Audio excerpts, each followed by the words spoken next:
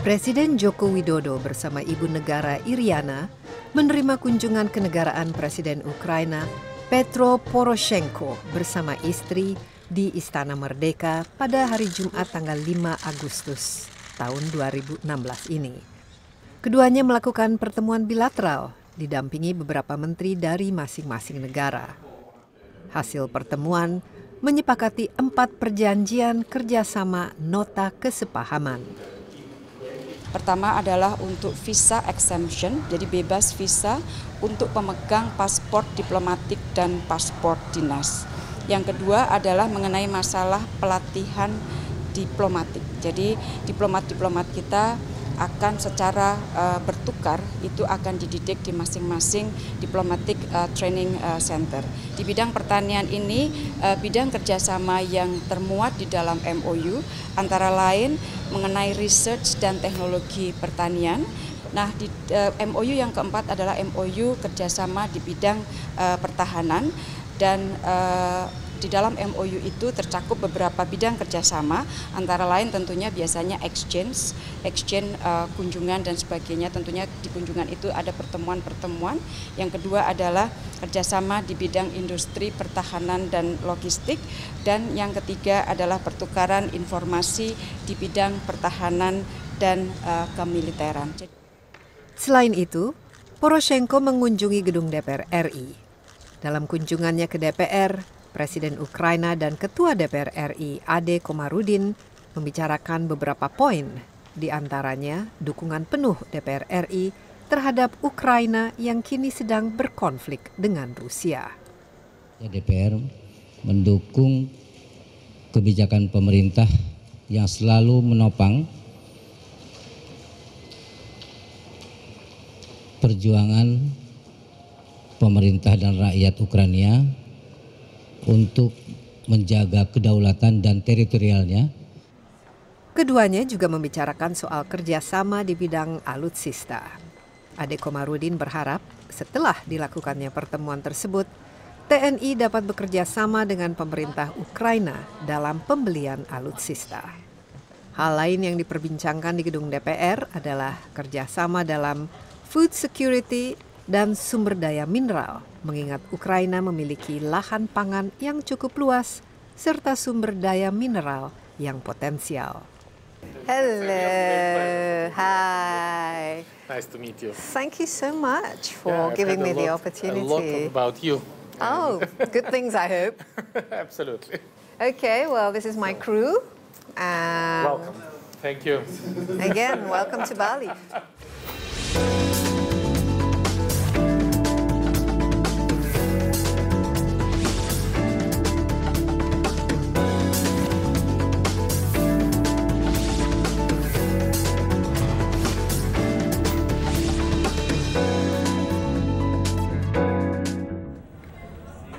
Kedekatan antara Indonesia dan Ukraina berawal ketika delegasi Ukraina di PBB untuk pertama kalinya mengangkat isu kemerdekaan Indonesia dalam agenda Dewan Keamanan PBB.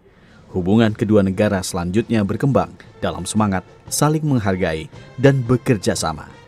Setelah pembubaran Uni Soviet, Indonesia dengan segera mengakui kemerdekaan Ukraina pada 28 Desember 1991. Kini, hubungan bilateral antara Indonesia dan Ukraina telah berlangsung selama lebih dari 25 tahun sejak dimulainya hubungan diplomatik kedua negara pada 1992. Hubungan politik antara Indonesia dan Ukraina ditunjukkan dengan cara saling dukung di berbagai organisasi internasional. Dalam bidang perdagangan, Ukraina adalah mitra dagang Indonesia terbesar kedua di Eropa Tengah dan Timur dengan nilai perdagangan mencapai 526,9 juta dolar Amerika pada 2015. Sedangkan Indonesia merupakan mitra dagang terbesar Ukraina di kawasan ASEAN. Komoditas ekspor Indonesia ke Ukraina antara lain minyak kelapa sawit, nikel, karet, kopi, serta peralatan elektronik. Sedangkan sejumlah komoditas yang diimpor dari Ukraina diantaranya produk besi dan baja, susu, gula, pupuk, dan senjata. Ukraina juga dikenal akan keunggulannya di bidang teknologi dan ilmu pengetahuan. Sejumlah industri manufaktur yang menjadi andalan Ukraina antara lain industri pesawat terbang, teknologi informasi, dan peralatan militer. Sebagai salah satu tujuan ekspor Indonesia, Ukraina memiliki potensi pasar yang cukup besar. Dengan jumlah penduduk 45 juta dan produk domestik bruto sekitar $7.500 Amerika, Ukraina menjadi pasar yang cukup menjanjikan. Selain hubungan kerjasama, Indonesia juga memberikan dukungan bagi kedaulatan Ukraina. Ketika Ukraina menjadi target agresi bersenjata yang mengancam kedaulatan negaranya, Indonesia menjadi salah satu negara di kawasan Asia Tenggara yang mendukung keutuhan teritorial Ukraina. Grafiardi Kresnantyo, CNN Indonesia. Okay, Your Excellency, President Poroshenko, it's good to have you here in Bali. Welcome to Indonesia, and I see that, this is a very important state visit, obviously, for us from the President of Ukraine. It's not every day that we're entertaining a president from that part of the world, and you brought with you, I see, quite a big entourage. Tell me a little bit about your visit and why is it so important, and what would you like to see come out of it? First of all, it was not happening visit of Ukrainian president for 20 years. Can you imagine? Yeah, too long. And this is my personal visit was here in Bali, and this was the only time when I was in Indonesia in year 1998, exactly at the date of the crisis when the Suharto was gone and when I see the country in a state of shock. And now I see the tremendous changes which are happening in this country. And I was impressed by the results of the first preliminary results of the reform, which was demonstrated the policy of the new Indonesian president, Joko Widodo. And we do roughly the same changes in Ukraine. Fighting against corruption, deregulation, creating and improving the investment climate, improving the property rights, providing the lots package of the reform. This is exactly what country need to be competitive. And point number two, the Indonesia is the fourth biggest nation in the world. And it's start to be not only the regional leader, but the global player. And as a global player, we are interested very much to establish the intensive cooperation with the President, Joko Widodo, with the government, new government of Indonesia, B2B contact, which happened today during the business forum in Bali, and people-to-people contact, which now much more facilitating because President Joko Widodo lift all the visa requirements for the 169 nations, including Ukrainians, and there's significantly increased number of tourists which come to Bali from Ukraine. And I think we have a lot to discuss, and we sign a lot of documents, and we have a very ambitious plan for cooperation with Indonesia. Okay, could you give us a little bit more details about the kind of agreements and perhaps how to improve the bilateral relationships? I mean, there are many different areas, obviously. I can give you only one figure. For the first 5 months of the year 2016, we increased our turnover between Ukraine and Indonesia 100%. Oh, okay. Can you find out any other nation who can have such a huge potential? And of course, about 80% of our turnover is the agricultural product. Ukraine is interested very much in the palm oil from Indonesia, in the cocoa beans from Sulawesi, in the textile and electronics from Indonesia. And we are interested very much in supply grain flour, wheat flour, corn. It is very interesting market for Ukrainian dairy and meat product. We plan to be present here with the glucose and syrup, with the stretch, with many other things, but also with the energy machine building products, helping to implement the program of the president of 35,000 megawatt for Indonesia. Yes, we certainly need that power. Absolutely, and we are one of the biggest producers of the electric power station. And with that situation, this is a win-win form of the cooperation.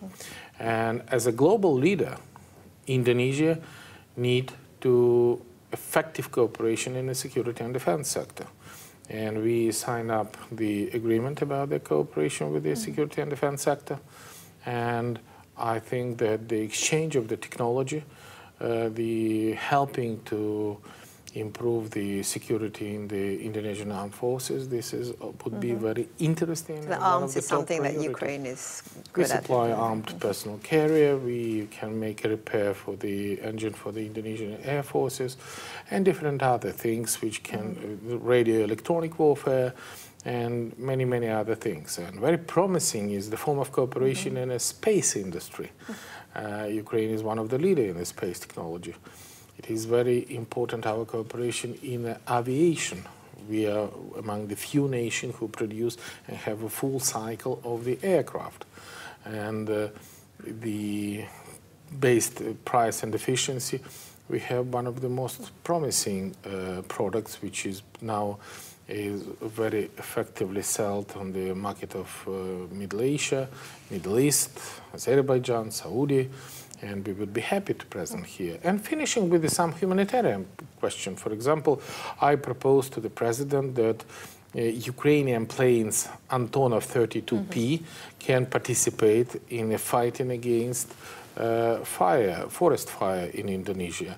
And we can lease that, we can give our pilot, we can give our plane, we can be together despite of the distance we have between our nations.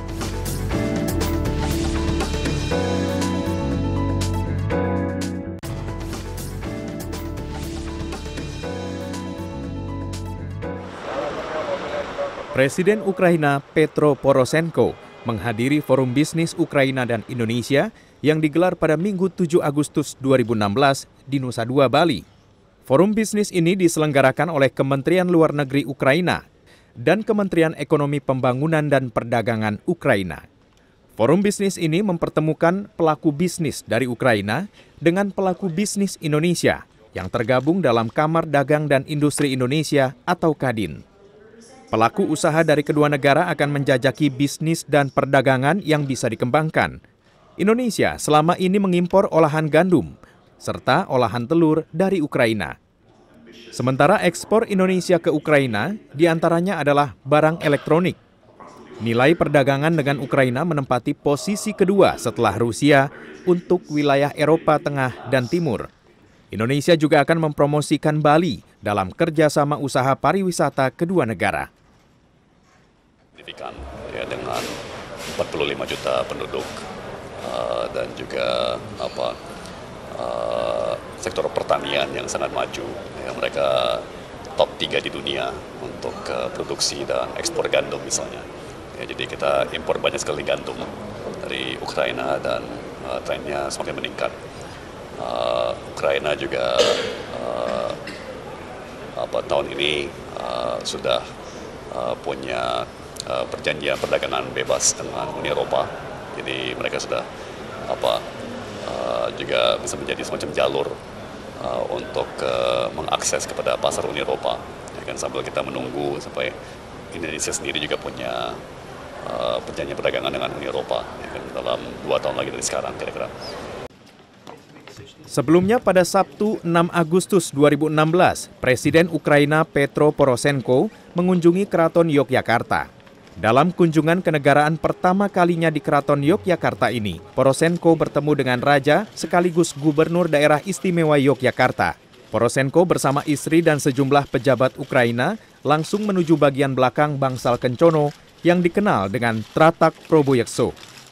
Ini adalah tempat yang biasa digunakan Raja Keraton Yogyakarta mengenalkan berbagai koleksi kepada tamu-tamu negara.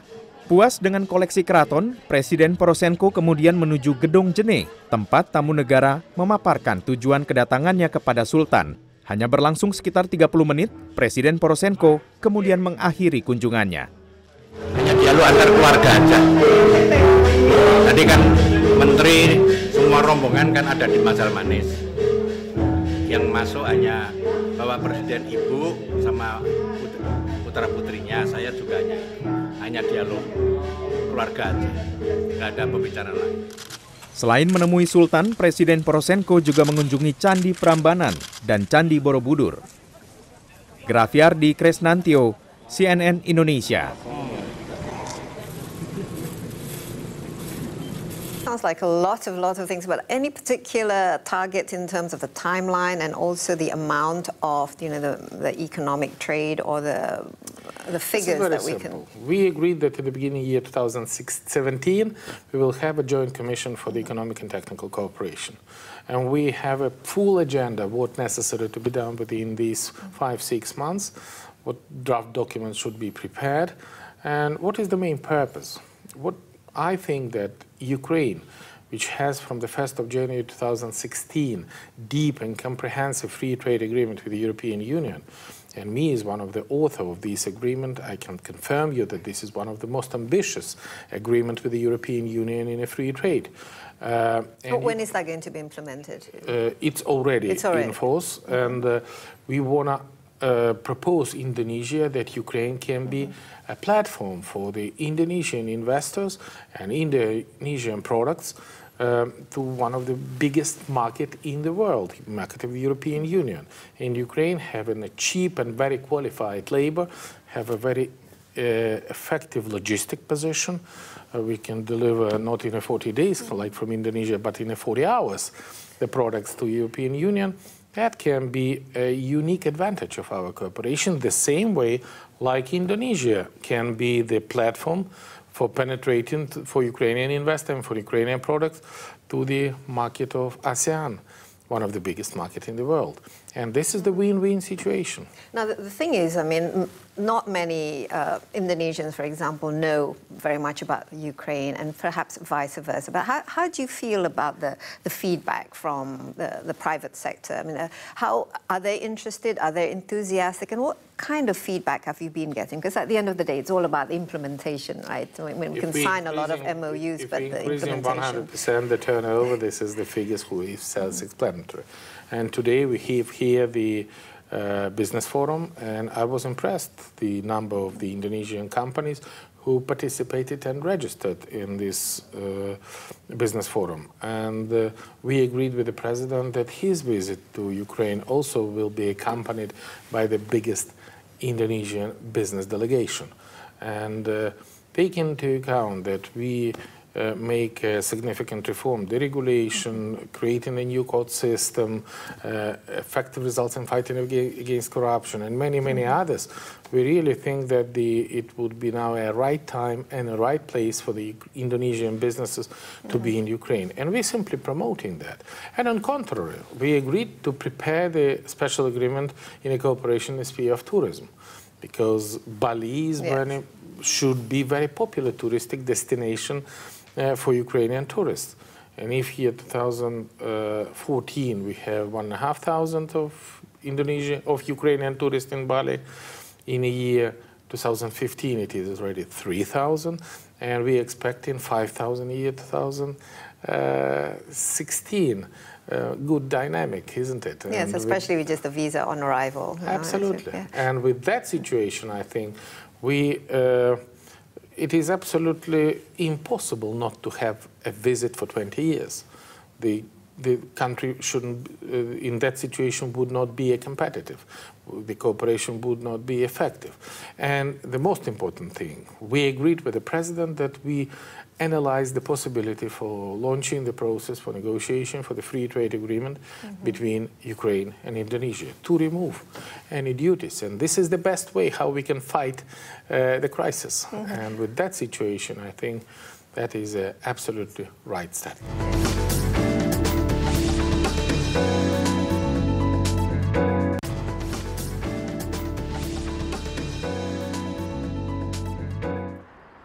Ukraina merupakan negara pecahan Uni Soviet yang terletak di Eropa Timur. Ukraina berbatasan dengan sejumlah negara seperti Belarus, Rusia, Moldova, Rumania, Hungaria, Slovakia, dan Polandia. Ukraina kaya akan sumber daya alam seperti biji besi, batu bara, dan lahan pertanian yang subur. Meski telah merdeka, Ukraina masih terus menghadapi konflik bersenjata dengan kelompok separatis, serta aneksasi semenanjung Crimea. Aneksasi semenanjung Crimea oleh Rusia terjadi menyusul digulingkannya Presiden Ukraina Viktor Yanukovych yang dianggap pro-Rusia oleh kelompok oposisi. Akibatnya, Rusia mengambil alih Crimea dari Ukraina dan terjadi sejumlah pemberontakan di bagian timur Ukraina. Kursi kepemimpinan Ukraina selanjutnya dipegang oleh Petro Poroshenko yang memenangkan pemilihan Presiden Ukraina pada tahun 2014. Selain mempererat hubungan dengan Uni Eropa, Poroshenko bertekad ingin memperbaiki kondisi keamanan di wilayah timur Ukraina melalui operasi militer, serta menggalang dukungan dari sejumlah negara. Akibat krisis di Ukraina Timur, Amerika Serikat dan Uni Eropa menjatuhkan sanksi ekonomi terhadap Rusia, khususnya sektor perbankan dan persenjataan. You quite rightly pointed out, I mean, a lot has changed since your last visit here in 1998. We're now sort of a full democracy. We've gone through quite a few, leaders. And tell us a little bit more about, I mean, you have been the president now for 2 years. So what is going on in the Ukraine and what is happening there and what sort of transformation are you bringing to your country at the moment? I mean, because our president, President Jokowi, this is his first year, and it's the first time that we actually had somebody with his background becoming our president. A businessman. He owned a furniture shop in Central Java. Now, tell us a little bit about your own vision for the Ukraine. Look. First of all, I was elected as a president in one of the most difficult times of my history, of Ukrainian history, because Ukraine is an object of an aggression from the Russian Federation. And nobody can expect that Russia will act like that. Absolutely illegal annexation of the Crimea and military aggression of the east of my country create very significant risk for the country. And at that situation, we simply don't have an army. And we should build up the international solidarity with Ukraine to keep in our sovereignty, territorial integrity, and independence. And I want to thank Indonesia for the very strong and firm support of Ukraine in this situation. Indonesia voted in the General Assembly of United Nations statement and decision for illegal annexation of the Crimea and many, many other documents. And by the way, this is another form of our coordination and support, because Indonesia is one of the leading Muslim nations in the world, the biggest actually in the world. Population-wise, yes. Population-wise, exactly.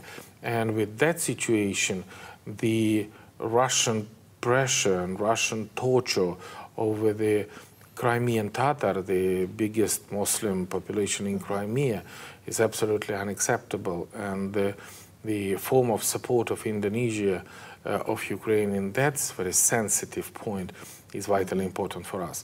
And me as a president who was elected in the year 2014, a few months before President Joko Widodo, I should build up the army. I should stop the aggressor. We released from the Russian troops 2/3 of the occupied Donbass. We launched the peace negotiation, which was implementation of my peace plan, and stop the offensive operation of the Russian army. And this is a very challenging mission for any president. But at the same time, having the whole solidarity of the whole world in our fighting against aggressor, the war is not the reason for not implementing the reform. And we do, for the last 2 years, more than for the 25 years since our independence. And we provide the energy independence. We demonstrate in the effective legislation for the business community and for the investment climate. We create absolutely new police forces which do not take the bribes. And beforehand, police was the symbol of bribes. And now we have a police who has a 70% level of trust from the Ukrainian people, and we do significant changes in the country. But that's why we are interested very much that more Indonesian business representative, more the governmental representative, the president come and see how significant changes in Ukraine during the last 2 years. And why the visit should happen next year, because we celebrating the 25th anniversary of the establishing diplomatic relation between Ukraine and Indonesia. And that should be also a significant events in the bilateral agenda. It's interesting you mentioned about corruption as well, because that's one of the main problems here in Indonesia. It's really dragging our economy. Absolutely. We create absolutely independent anti-corruption institution, anti-corruption bureau, anti-corruption prosecution office, anti-corruption agency for the electronic declaration of all the bureaucrats, members of parliament, ministers, everybody. And now we start to arrest it. We have arrested the governor of the one of the biggest region. We arrested the members of parliament. We arrested the governmental bureaucrat, and even the chairman, people in the police and the military. I mean, the military, police, prosecutor general, everybody. And the number of the arrested person in the charges against in the charges for corruption is 27 times bigger than before. This is the symbol how effective we implementing the steps for fighting against corruption. And this But what have been the main challenges for you in trying to eradicate? Especially these are very influential people, and you know, I'm sure they're not very happy. The whole people should start to believe that there is no non-position, no political position, no member in the any political party can be an umbrella if you are a corruptionist. And with that situation, I think that the implementation of the legislation when me was an initiator was an effective steps to restore the trust of the people to the effectiveness of the state. And as far as I listening the President Joko Widodo, it was absolutely similar steps. Absolutely, and this is absolutely necessary now to do. We should demonstrate these changes.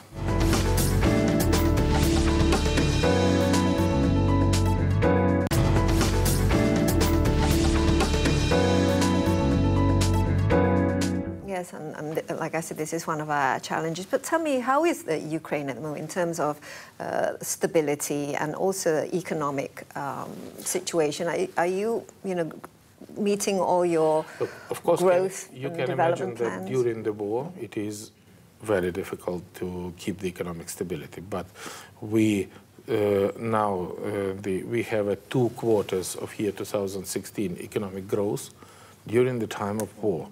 We have shortening the budget deficit to the 3%. We have a stable golden currency reserve. If I give you the figures that at the beginning of year 2015, we have a $3.9 billion golden currency reserve. Today we have more than 14 billion for a little bit more than 1 year. That is the demonstration of what we do. We absolutely clean up the banking system. We stabilize the financial system. We stabilize the system of the state reserve and budget revenue. We make much more transparent the budget flow in the country. And we liberalize the currency legislation. And that help us, and we bring the stability, economic stability, because yes, for the country in a state of war, on the east of my country, we have a presence of our army and defending our position. But all other country are country of stability, country of reform, country of achievement, and with that situation, I think the bilateral relation with Indonesia has a huge potential. Yes, especially as of this year, we are part of the ASEAN Economic Community, where so there's greater integration for the ASEAN region. But what about the political security? What about, because We have a very effective cooperation between the president, the prime minister, who is a representative of my party, the coalition, who has a responsibility for the reform in the parliament. We provide the constitutional reform for judicial system, which launched a process of the full reloading of the whole judicial system, and we started for the absolutely new Supreme Court. And in September, we launched an open competition for the position of the judges for the Supreme Court. It would be about 200 judges, and it would be absolutely transparent competition for any people. Scientists, lawyers with minimum 10 years of experience. Judges has a... So they're much more professional. Much more professional. At the same time, they need absolutely clean history for the anti-corruption, for the no charges, for no suspicious. They should explain where from they take their villa, if they have it, the car. They should be absolutely 100% of the trust. And people like that. And we really think that this is the only way how we can win this competition, how we can win the trust, and how we can change the country.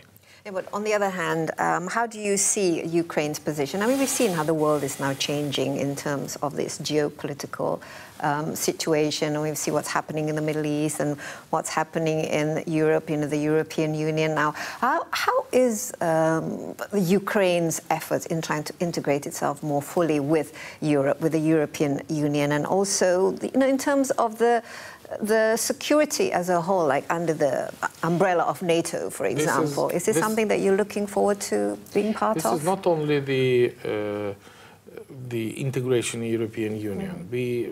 I'm absolutely sure that in September, because we fulfill all the visa liberalization plan with the European Union, we receive a visa-free regime with the European Union, which give absolutely new opportunity for the Ukrainian people to visit European Union, to know what does it mean to live in the European Union, because European Union and European integration is a very popular idea, man.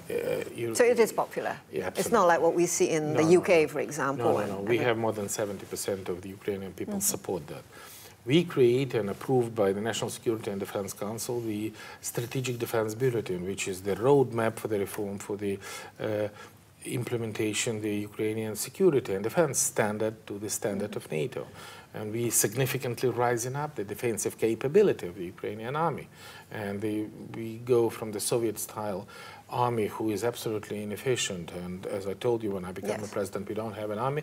Now we build one of the most efficient army with the combat experience in Europe, and that is very important for me. So the reform we're doing in every sphere, and we have an effective cooperation with the IMF to creating the financial pillar for the reform, and I'm very proud that the leaders of the IMF dedicated that Ukraine reaches significant progress on the reform, and first in our history we keep all our promises, we improve our energy independence, energy efficiency, and do what every single word we promise. And I'm proud to be the leader of this nation. How soon do you think that Ukraine can be a part of the European Union? I think that it's now very irresponsible to name any particular date, because this is not only depend on Ukraine, because if it depends on Ukraine, I'm absolutely confident we can do all the reform. This is dependent on the European Union. The European Union now is not the best time for the European Union after Brexit. Very challenging. This is a very challenging time, and this is very much dependent on Europe. Europeans should be much more responsible for their decision. Europeans should stop Eurosceptics, because European idea make every European nation much stronger together. And I know personally all the leaders of the European Union, and I'm absolutely sure that they will find out an effective answer on all these challenges. Refugee crisis, financial crisis, what's happening in Turkey, for example, which is also affecting... That's a separate question, which should be absolutely effectively analyzed. But I'm an optimist. And if me as a president of Ukraine, president of the country who is under aggression, but providing and implementing such a big number of the reform, I'm absolutely sure that everything should be okay, especially in our bilateral relation with Indonesia. Yeah, so that's why you're looking to this part of the world. Absolutely. I'm full of visiting not only Indonesia, but Malaysia. We should pay attention to any other nation. But as I told you, we consider Indonesia as a platform, as a door for the huge ASEAN market. And the effective cooperation with Indonesia is vital for the Ukrainian future. Yeah, but how do you have a strategy of dealing, because the specter of Russia in your backyard, that's not going away very soon, right? And then you also have problems of the separatists or your some of the eastern part of the country. This is not a problem of the separatists. This is a problem of the presence of the regular Russian troops on my territory. 70,000 Russian troops are on the occupied Crimea, and 10,000 Russian troops and many of Russian military advisors on the occupied Donbass.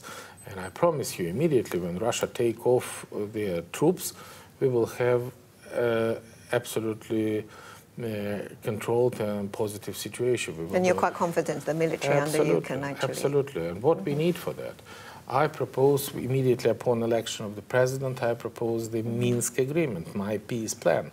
They have a security component, which is a ceasefire, immediately withdrawal of the heavy artillery and weapons back to Russia, which completes uninterrupted access of the special monitoring mission of the OEC to any territory, which they have this opportunity now, and withdrawal of all the foreign troops and having control on the control part of Ukrainian-Russian border. Immediately when we have this security component, we are ready to finish up the political component of Minsk agreement. So this is a direct and clear strategy for peace bringing to Ukraine, and this is only thing that we should make a tailor-made scenario how motivate the Russia to fulfill the obligation they signed in Minsk in the beginning of year 2015. Very simple. And of course we have lots of challenges of terrorism, and this terrorism, they have neither religion, no nation. And this is all over the world. It's all over the world. But our security service is quite effective in fighting against terror attack, stopping them, preventing them. And most of the terrorists in Ukraine, they are prepared. They provide the training operation in Russian center. And with that situation, this is absolutely unacceptable, because we should be together, shoulder to shoulder, in our global fighting against the terror. And I think that in that situation, Indonesia, as a leader, are our reliable partner.